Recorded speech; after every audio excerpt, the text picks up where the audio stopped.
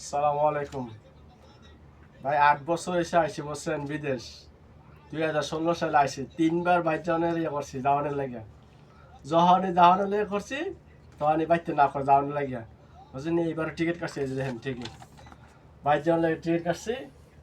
বাইরে দেশ যাবো না, ওখানে না করছি দেশে যাওয়ার লাগে। ঠিক আছে, টিকিট সিরা দিতেছি, দেন টিকিট মিট সব সিরে দিতেছি। এই যে পাসপোর্ট বুঝছেন নি, পাসপোর্টও সিরা দেন, সিরা দিতেছি। পাসপোর্ট আপনি আগুন লাগাইতেছি, পাসপোর্টের মেজিং দেখছেন নি, বাইরে সর্দা বনানি আগুন লাগাই দিচ্ছেন মেজিং, পাসপোর্টের মেজিং। টাকা পয়সা দিছি 30 লাখ টাকা দিছি ভাই, বুঝছেন। 30 লাখ টাকা দিছি, সব দিয়ে সব শেষে খাইয়া। যে আসেন প্রবাসের মেজে সবাই কিছু কিছু রাখবেন টিয়া হাতে মেজে, সব টিয়া কার দিয়ে কাছে দিবেন না।